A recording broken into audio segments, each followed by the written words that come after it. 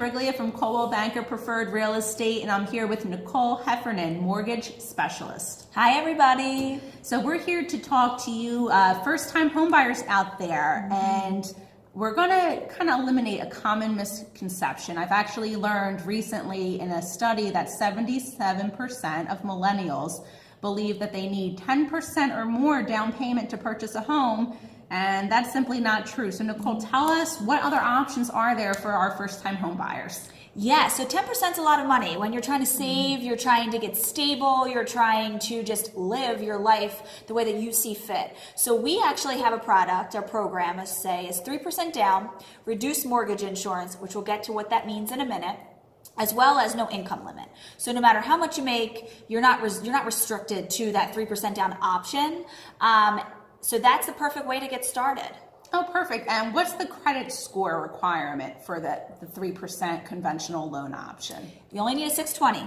Okay. Yep. So that's not too bad, and no income limitations at all. So you can make as little or as much money and still potentially qualify for this 3% loan. So tell us, what is mortgage insurance for the people out there that don't know? So mortgage insurance, if you put down 20% or less than 20%, I should say, you have to purchase what's called mortgage insurance. Depending on the loan, the mortgage insurance does come off at a certain point. So as we go through the dissection of what your loan's going to look like, I'll walk you through when that mortgage insurance will come off. Okay, so I know after a certain period of time, once you build up a certain amount of equity, pay a certain amount of the loan off, that small little monthly mortgage insurance payment will eventually go away. So that's good to know. That is good to know. So tell us, the people that are still struggling a little bit with coming up with that 3% down payment plus the closing costs, what creative kind of avenues can they take to acquire a little bit more cash? Sure.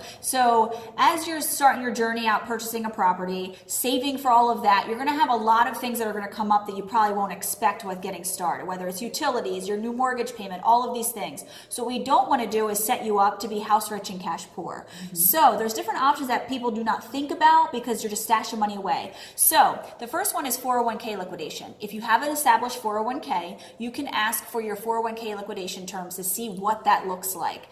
We can use those funds for the down payment, as well as if you have gift funds from family or relatives that want to help you out getting started, we can walk you through what that documentation looks like to use that as well. And then also, Christine, talk to them a little bit about closing costs. Like sometimes closing costs can be a bear, and it's an extra added expense that goes into the loan. So there's different ways that Christine can negotiate on her end as your realtor to get you funds for closing. So how do you do that? Yeah, absolutely. So definitely, other than that 3% down payment, there are title fees, mortgage origination fees, you have to acquire homeowners insurance, and there's also that 2.14% transfer tax that the city and state like to throw in there. So it can be a little bit challenging to pay for all of that. But the good news is with a conventional loan, you could potentially get up to 3% seller assist. If you are putting 20% down, you can even get up to a 6% seller assist. And with an FHA loan, which we'll talk about in a minute, you always qualify for up to a 6% seller assist. So what does that mean? 6% of the purchase price. If the seller is agreeable, of course we'd have to negotiate, but they could potentially almost gift you up to 6% of the purchase price off of your closing costs and down payment. So every situation is unique, and we would talk about that, but that's also a great option to help mitigate some of those costs up front.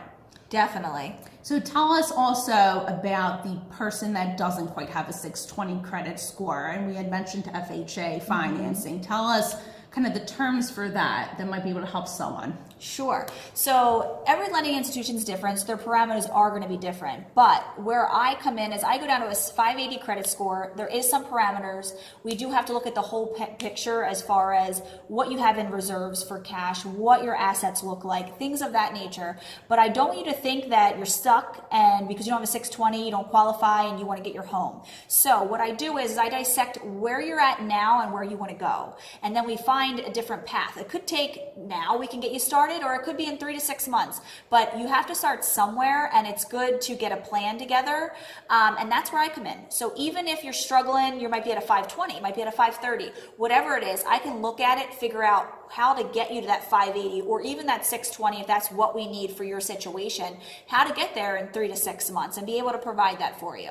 Great. So what I'm hearing is you provide credit counseling as well, and you can set them up for a long-term plan to really reach the credit score that they need, 580 with an FHA or 620 with that conventional. And FHA is only 3.5% down. So you have two great options. And potentially even more options when you talk to Nicole. So you can give us both a call, me, your real estate agent, at 267-231-5484.